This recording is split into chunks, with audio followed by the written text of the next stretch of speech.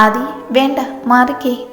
ഇല്ലെങ്കിൽ ആദി ഒന്നുകൂടെ അവളിലേക്ക് ചാഞ്ഞുകൊണ്ട് പറഞ്ഞതും ഇസമ്മ ചിരിയോട് അവൻ്റെ കോളൽ പിടിച്ചു വലിച്ചുകൊണ്ട് അവൻ്റെ കവളിൽ മുഖം ചേർത്തു. ഇല്ലെങ്കിൽ പിടിച്ചേ, ഞാൻ ഇതുപോലെ ഉമ്മ വെച്ച് കളയും. ഏയ് പെണ്ണെ, നിന്നെ ഞാൻ. ആദി അവളെ ചിരിച്ചു മയക്കും വിധം പറഞ്ഞുകൊണ്ട് അവൾക്ക് നേരെ മുഖം കൊണ്ട് ചെന്നു. ആദി പറയടോ, ഈ ദേഹത്തുനിന്ന് അങ്ങ് കൈയെടുത്തേ. എടുക്കുന്നില്ലെന്ന് മാത്രമല്ല, എനിക്കിപ്പോൾ ഈ കാന്താരിയുടെ സ്നേഹം വേണം. ഇസമ്മയുടെ മാല ചുറ്റി കയ്യിൽ പിടിച്ചുകൊണ്ടായിരുന്നു അവനത് പറഞ്ഞത്. ദേ, അന്നത്തേതുപോലെ വല്ല ഉദ്ദേശമായിട്ടാണ് വരുമെങ്കിൽ കെട്ടിയോനാണെന്ന് നോക്കില്ല, ചവിട്ടിയെടുത്ത് പുറത്ത് കളയും ഞാൻ. ആണോടി? സത്യമായും നീ എന്നെ ചവിട്ടുവോ? ആ ചവിട്ടും. ഞാൻ പറഞ്ഞാലേ പറഞ്ഞതാ. ഒരു വട്ടം നിങ്ങൾക്ക് കിട്ടിയതല്ലേ മനുഷ്യ, എന്നിട്ട് നാണമുണ്ടോ നോക്ക്. ഇസമ്മ ആദിയെ പിടിച്ചു മാറ്റിക്കൊണ്ട് പറഞ്ഞു. ആദിയാകട്ടെ ചിരിയോടെ വണ്ടിയെടുക്കുകയും ചെയ്തു. തെളിഞ്ഞു വരുന്ന നുണക്കുഴിയും പ്രാണനെടുക്കുന്ന നോട്ടവും ഇതിൻ്റെ മുഖത്ത് ഞാനെങ്ങനെ ധൈര്യത്തോടെ നോക്കും. നോക്കുമ്പോഴെല്ലാം നെഞ്ചിടിച്ച് ചാകുമെന്നുള്ള തോന്നല. പടച്ചോനെ കാത്തോളനെ. യാത്രക്കിടയിൽ ഇസമ്മ പലതവണ ആദ്യം നോക്കുമ്പോഴും ആ നുണക്കുഴിക്ക് ഭംഗി കൂടുന്നത് പോലെ ഒരു തോന്നലായിരുന്നു അവൾക്ക്. വീടെത്തിയതുകൂടി ഇസമ്മ അറിഞ്ഞില്ല. ആദിയാണെങ്കിൽ മഴ കാരണം വൈപ്പർ ഓണാക്കി വെച്ചിരിക്കുകയാണ്. മഴയുടെയും വൈപ്പറിൻ്റെയും ശബ്ദമൊഴിച്ച അവർക്കിടയിൽ നിശബ്ദത മാത്രമേ ശേഷിച്ചിരുന്നുള്ളൂ. എടി വായി നോക്കി. ആദിയുടെ ശബ്ദമാണ് അവളെ സ്വപ്നത്തെന്ന പോലെ ഉണർത്തിയത്. അമ്പരപ്പോടെ വിളികേട്ട് പോയ ഇസമ്മയുടെ കവളിൽ ആദി ഇതിനോടകം മുഖം ചേർത്ത് കഴിഞ്ഞിരുന്നു. അവൻ്റെ നിശ്വാസത്തിൻ്റെ ചൂടേറ്റ് അവളുടെ ഉള്ളാകെ പൊള്ളിയടരുന്നത് പോലെ അവളിടം കണ്ണിട്ടൊന്ന് നോക്കിക്കൊണ്ട് ഡോറ് തുറന്നു. ശങ്കരൻ പിന്നെയും തെങ്ങിന്മേൽ തന്നെ. വീട്ടിലേക്ക് കയറി ഡോർ ലോക്ക് ചെയ്തുകൊണ്ട് ആദിയും ഇസമ്മയ്ക്ക് പിന്നാലെ മുറിയിലേക്ക് പോയി. ഇസമ്മയ്ക്ക് എന്താണ് പെട്ടെന്നൊരു മൂഡ് ഓഫ് എന്നോർത്തു ആദി അവളെ ഒന്നുകൂടെ നോക്കിക്കിടന്നു.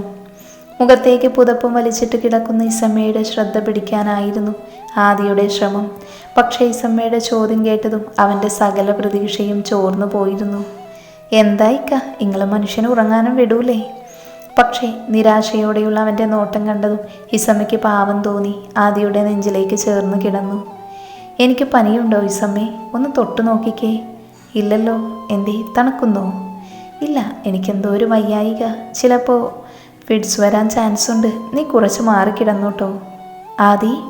പെട്ടെന്നായിരുന്നു അവളുടെ കണ്ണുകളിൽ ചുവപ്പ് പടർന്നത്. പേടിക്കേണ്ട, ഒന്നും ഉണ്ടാവില്ല.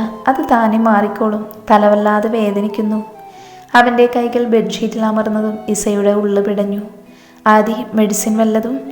വേണ്ട, നീ കുറച്ച് സമയം അടുത്തിരുന്നാൽ മതി, ഒക്കെ മാറിക്കോളും. ഒന്നും ഉണ്ടാവരുതേ എന്ന പ്രാർത്ഥനയോടെ ഇസമ്മ എഴുന്നേറ്റിരുന്നു.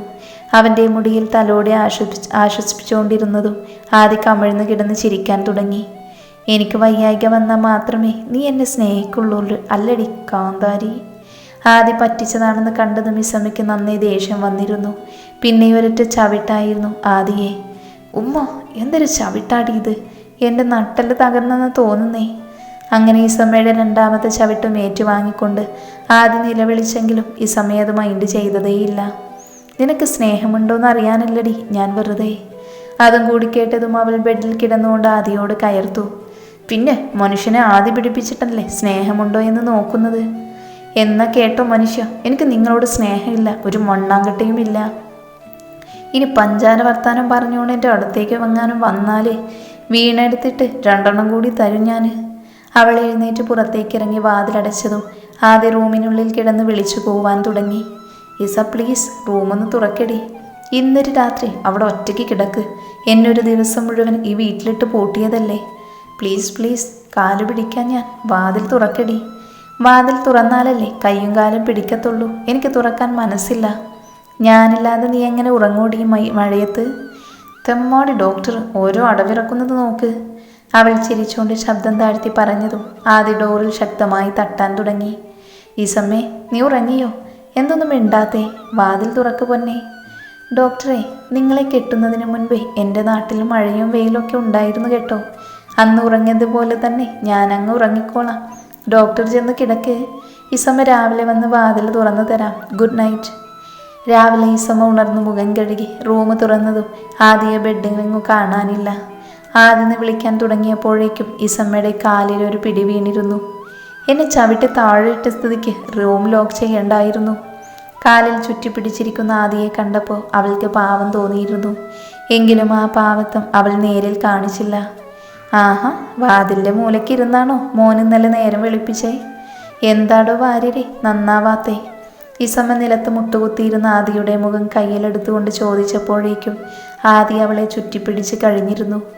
അച്ചോടാ, എൻ്റെ ചെല്ലവാവ കുറച്ചു നേരം പോയി കിടന്നുറങ്ങു കേട്ടോ, ഇല്ലെങ്കിൽ ഇനിയും ഉവാവ വരും. ആദിയുടെ മുതുകിൽ തട്ടിക്കൊണ്ട് അത് പറയുമ്പോൾ ശരിക്കും അവൾ കുഞ്ഞിനെന്ന പോലെ തന്നെയായിരുന്നു ആദിയെ കണ്ടത്. കളിയാക്കാതടി, നമുക്കൊരു കുട്ടി ലഡു വരും വരെയും ഞാൻ നിന്റെ വാവ തന്നെയാ. അതേ ഇസമ്മോ, എനിക്കൊരാഗ്രഹം സാധിച്ചു തരുമോ? പട്ടാപ്പകൽ വല്ല കുരുത്തക്കേടുമാണേൽ പൊന്നുമോനെ നടക്കത്തില്ല. അല്ല, സൂര്യനുദിക്കാത്ത നേരത്തെ നിങ്ങൾക്ക് അങ്ങനത്തെ പല ആഗ്രഹങ്ങളും തോന്നുന്നല്ലോ അല്ലേ? അങ്ങനെയല്ലേ അന്നെന്നോട് പറഞ്ഞത്? അതൊന്നും അല്ലടി. ദേ, കൈയെടുത്തിട്ട് കാര്യം പറ മനുഷ്യ, നിക്ക് നിസ്കരിക്കാൻ പോണം. അത് പറഞ്ഞാലേ നീ സമ്മതിക്കുമെന്ന് ഉറപ്പ് തരണം. തരുമോ? കാലത്തെ ചുമ്മാ ചീപ്പ് റൊമാൻസ് ഇറക്കാതെ കാര്യം പറയടോ തെമ്മാടി ഡോക്ടറെ. എന്ന് പറയാം എനിക്ക് നിന്റെ. പടച്ചോനെ, എൻ്റെ കഥ തീർന്നുവെന്നാ തോന്നുന്നേ. ആവശ്യമില്ലാത്ത ആഗ്രഹങ്ങളൊന്നും നീ ഡോക്ടറെ കൂടെ മനസ്സിൽ തോന്നിപ്പിച്ചേക്കല്ലേ. ആദ്യം പറഞ്ഞു വന്നപ്പോഴേ ഇസമ്മ പടച്ചോനെ വിളിച്ചു തുടങ്ങി. എനിക്ക് നിന്റെ മടിയിൽ കിടന്നുറങ്ങണം, പറ്റില്ലെന്ന് പറയരുത്. ഇന്നലെ ഞാൻ 5 മിനിറ്റ് പോലും തികച്ചുറങ്ങിയിട്ടില്ല, പ്ലീസ്. അയ്യോടാ, ഇത്രയും ചെറിയ ആഗ്രഹമായിരുന്നോ? ഞാനങ്ങേ പേടിച്ചു പോവല്ലോ. എന്നാലും കുറച്ച് വെയിറ്റ് ഇട്ടേക്കാം.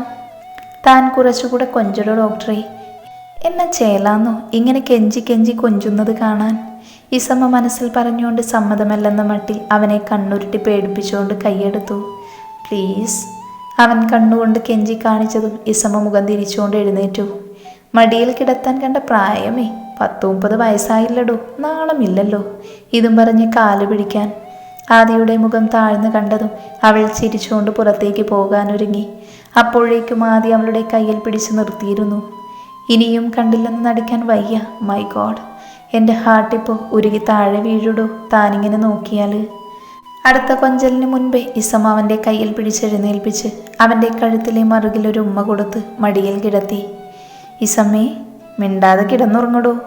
ഇസമ്മയുടെ ശകാരം കേട്ടതും ആദി പതിയെ കണ്ണും നടച്ചു. പാവം, എന്തൊരു പേടിയാ എന്നെ മനസ്സിൽ പറഞ്ഞു ചിരിച്ചുകൊണ്ട് ഇസമ്മ അവൻ്റെ മുടിയിൽ വിരൽ കടത്തിക്കൊണ്ടിരുന്നു. വെയിലിൻ്റെ വെട്ടം വന്ന് കണ്ണിൽ തട്ടിയതും അവൾ ഉണർന്ന ക്ലോക്കിലേക്ക് നോക്കി നെറ്റിയിൽ കൈവച്ചു. പടച്ചോനെ, മണി 10 കഴിഞ്ഞോ? ഷോ, ഇതിപ്പോഴും ഉറങ്ങുവാണോ?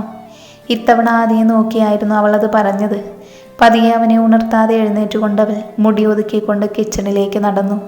തിടുക്കപ്പെട്ട് ജോലിയെല്ലാം ഒതുക്കുമ്പോഴും ആദി വന്ന് അവളുടെ തോളിൽ ചാഞ്ഞു. ഇസമയെ ആ മുഖത്തൊന്ന് തലോടിയതും പിന്നെ അവൻ ആളെ മയക്കുന്ന ചിരി തുടങ്ങി. പടച്ചോനെ, തുടങ്ങി അങ്ങേരുടെ കൊലച്ചിരി.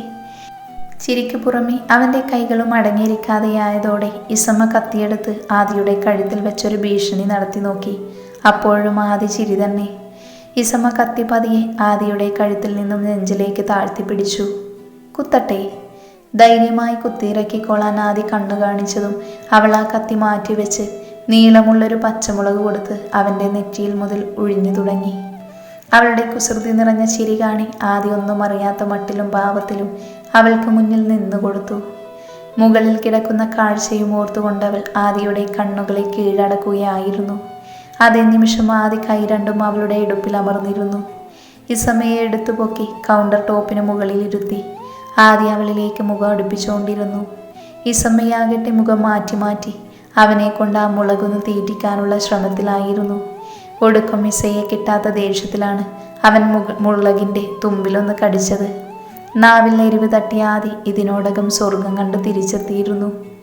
എങ്കിലും വിട്ടുകൊടുക്കാൻ നിൽക്കാതെ യാതൊരു ഭാവഭേദവുമില്ലാതെ അവനത് കഴിക്കുന്നത് കണ്ടതും ഇസമ വായും പൊളിച്ച് നോക്കിയിരുന്നു പോയി. ഇനി മുളകിന് എരിവില്ലാഞ്ഞിട്ടാണോ?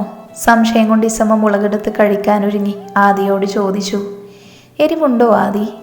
കാന്താരിക്കത്തിരി എരിവ് കൂടുതലാണേ, എന്നാലും കുഴപ്പമില്ല. ഉള്ളു നീറി കത്തുമ്പോഴും ആദിയുടെ ചിരി മാഞ്ഞതേയില്ല.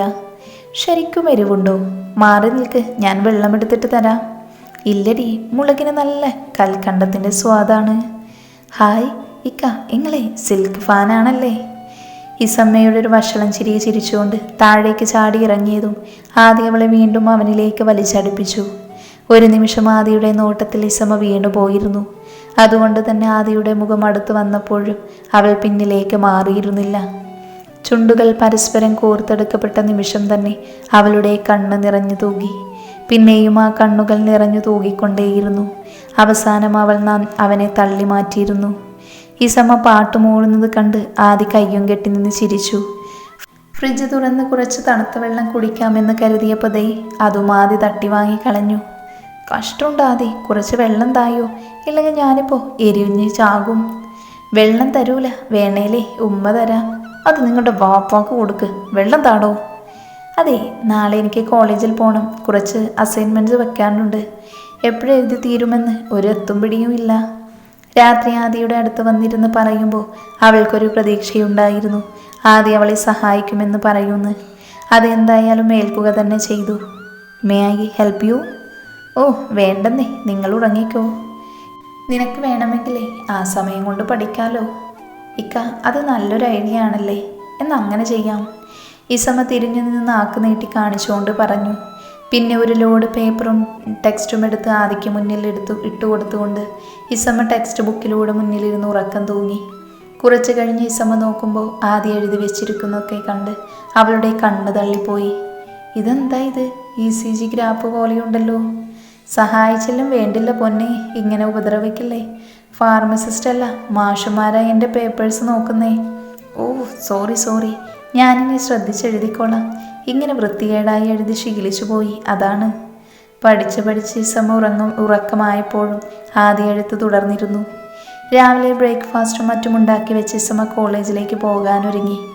എല്ലാം നല്ല വെടിപ്പായി എഴുതി തന്നതല്ലേ, ഇതിരിക്കട്ടെ എൻ്റെ പൊന്നിന്. ഉറങ്ങിക്കിടന്ന ആദിയുടെ കവിൾ കടിച്ചെടുത്തുകൊണ്ടായിരുന്നു അവളത് പറഞ്ഞത്. എന്തിനാടി രാവിലെ മനുഷ്യനെ? ആദ്യം അവളുടെ കൈകോർത്ത് പിടിച്ച് വീണ്ടും ഉറങ്ങാൻ തുടങ്ങി. ഇക്ക, ഞാൻ ഇറങ്ങുവാണേ, സമയത്തിന് ഫുഡും മരുന്നൊക്കെ എടുത്ത് കഴിക്കണം കേട്ടോ. കൈവിടി വെച്ച് അവൻ്റെ നെറ്റിയിലൊരു ഉമ്മയും കൊടുത്ത് ഇസമ്മ കോളേജിലേക്ക് ഇറങ്ങി. ഇസമ്മ ക്ലാസ് കഴിഞ്ഞ് മടങ്ങുമ്പോൾ കോളേജിലെ ഗേറ്റിനരികിൽ കണ്ട് പരിചയമുള്ള ബുള്ളറ്റും അതിനു മുകളിൽ ഹെൽമറ്റും ജാക്കറ്റും ഒക്കെ ഇട്ടൊരു തലയും കണ്ടിരുന്നു. ബൈക്കിന് പിന്നിലാണെങ്കിൽ അസലൊരു ബാണ്ടക്കെട്ടുമുണ്ട്. ഇനി പ്രേം പൊട്ടി ഹിമാലയത്തിൽ പോകാനിറങ്ങിയ ആർക്കെങ്കിലും വഴി തെറ്റിയതാവുമോ? ദൂരത്ത് നിന്ന് സംശയത്തോടെ വന്ന ഇസമ്മയ്ക്ക് അടുത്തെത്തിയപ്പോഴാണ് ആദ്യമാണതെന്ന് മനസ്സിലായത്. ഭാര്യ കെട്ടിയോനെ കണ്ടിട്ടാണോ ഇങ്ങനെയൊക്കെ? അതൊക്കെ പോട്ടെ, എന്താ ആളിവിടെയൊന്ന് തിരക്കട്ടെ ആദ്യം, പിന്നെയല്ലേ ബാക്കി. ഇക്ക, നിങ്ങളെന്താ ഇവിടെ, അതും ഈ കോലത്തിൽ? രാവിലെ ഞാൻ വീട്ടിൽ നിന്ന് പോരുമ്പോൾ പ്രത്യേകിച്ചൊരു കുഴപ്പമുണ്ടായിരുന്നില്ലല്ലോ. ഇസമ്മ കയ്യും കെട്ടി നിന്ന് കാര്യം തിരക്കുമ്പോഴേക്കും ആദി അവളെ പിടിച്ചടുത്തേക്ക് വലിച്ചിട്ടു. ആദി വിട്, ഇത് നിങ്ങളുടെ വീടല്ല. വണ്ടിയിൽ കയറടി. ആദി എങ്ങോട്ടാണെന്ന് പറ. എന്തിനാ ഇത്രയും വലിയൊരു ബാഗൊക്കെ? എന്നെക്കൊന്ന് പീസാക്കി കൊക്കയിലെറിയാൻ വല്ലതുമാണോ? സത്യം പറ മനുഷ്യ. അതെ, വന്ന് കയറടി. മടിച്ചു നിന്നിട്ട് ഇസ പിന്നിലേക്ക് കയറാൻ തുടങ്ങുമ്പോൾ ആദി വീണ്ടും അവളെ പിടിച്ചു നിർത്തി. എന്താ മനുഷ്യ, എനിക്ക് ദേഷ്യം വരുന്നുണ്ടേ. മുന്നിൽ കയറടി. എനിക്കിത് ഓടിക്കാനൊന്നും. ഇസമ്മ പറഞ്ഞു തീരും മുന്നേ ആദി ഫോണെടുത്ത് അവൾക്ക് നേരെ നീട്ടി. ഇതാരാ, എന്നെപ്പോലെ ഉണ്ടല്ലേ? അവൾ വിളറിയ ചിരിയോടെ തിരിഞ്ഞു നോക്കാതെ ബൈക്കിൻ്റെ മുൻസീറ്റിലേക്ക് കയറിയിരുന്നു. അതെ, എനിക്ക് ലൈസൻസ് ഒന്നും ഇല്ലാട്ടോ. എങ്ങോട്ടാ നമ്മൾ പോണേ? നിന്റെ വീട്ടിലേക്ക് വിട്ടോന്നേ. പിന്നെ ഓവർ സ്പീഡൊന്നും വേണ്ട, പതുക്കെ പോയാൽ മതി.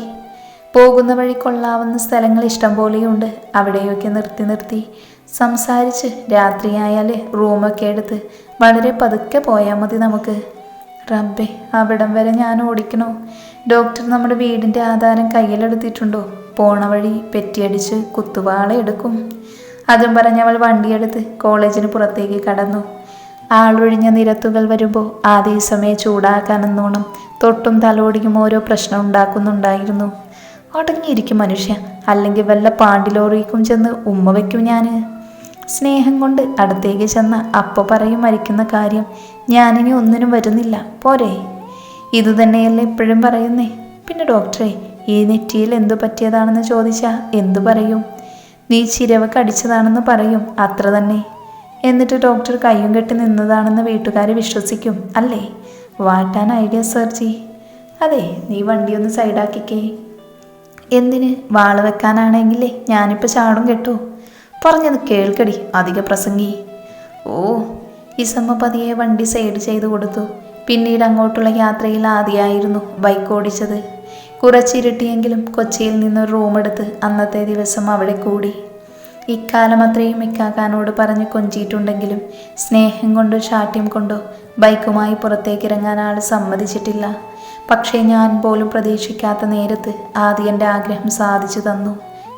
നിച്ചു വയ്യ. 2-2.5 മണിക്കൂർ ഒറ്റയ്ക്ക് ബൈക്ക് ഓടിച്ചതിനെ പറ്റി ആലോചിക്കുമ്പോൾ തന്നെ ഇസമ്മയ്ക്ക് രോമാഞ്ചം വന്നു. അവൾ കൈ രണ്ടും തോളിലുരുമി പുറത്തേക്ക് കാഴ്ച കണ്ട് നിൽക്കുമ്പോഴേക്കും ആദി ഫ്രഷായി പുറത്തേക്ക് വന്നു. ആദിയെ കണ്ടപ്പോൾ തന്നെ മനസ്സിലുള്ള സന്തോഷം കൊണ്ട് ഇസമ്മ അവനെ ചെന്ന് കെട്ടിപ്പിടിച്ചു. എത്ര നാളായി ഞാൻ മനസ്സിൽ കൊണ്ട് നടന്നൊരാഗ്രഹമാണെന്നോ ആദി ഇന്ന് എനിക്ക് സാധിച്ചു തന്നത്.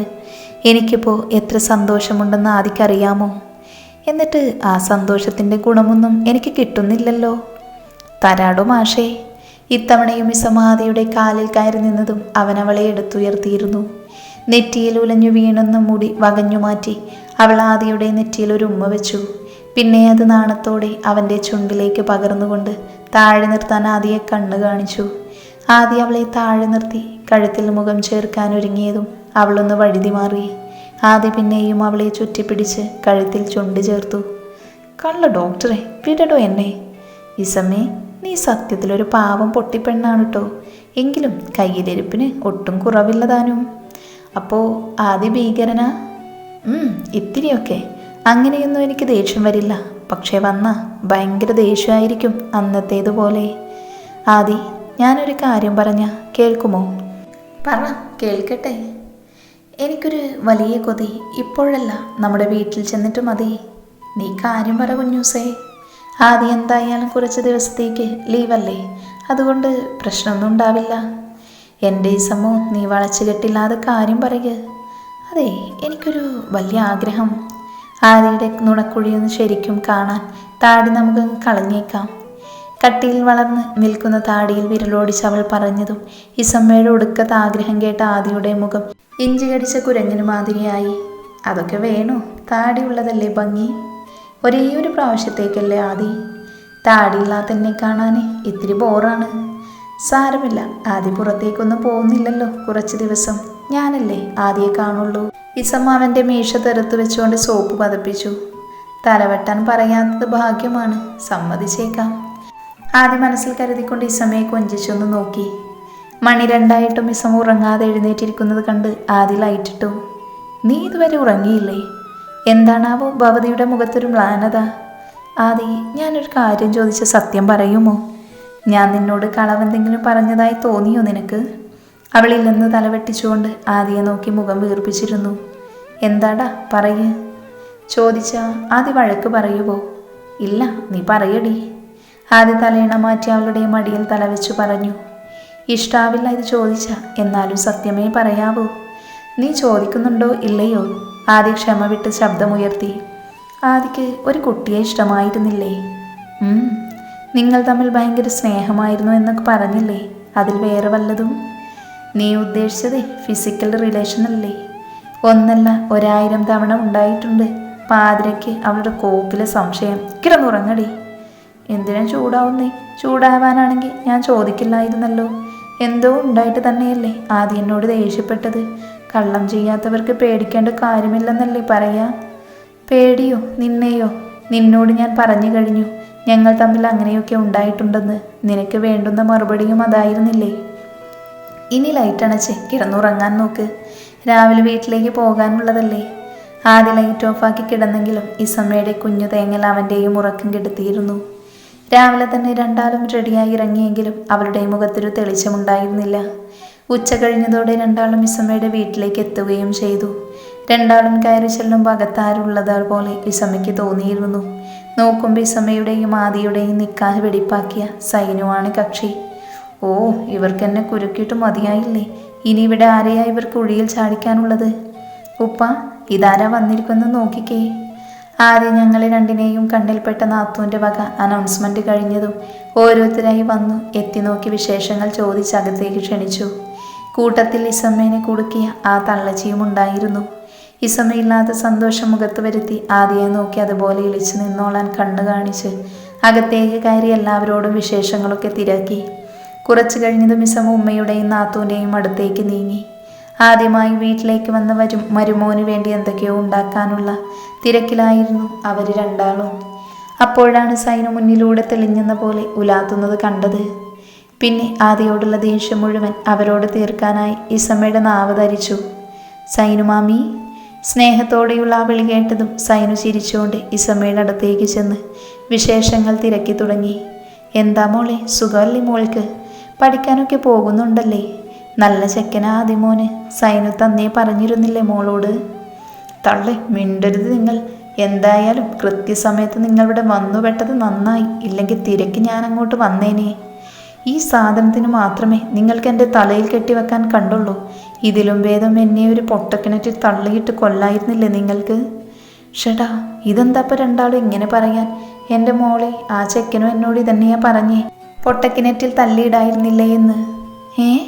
ഇസമ്മ വാ പൊളിച്ച് നിൽക്കുന്നത് കണ്ടുകൊണ്ടാണ് സൈനു കിച്ചണിലേക്ക് നടന്നത്.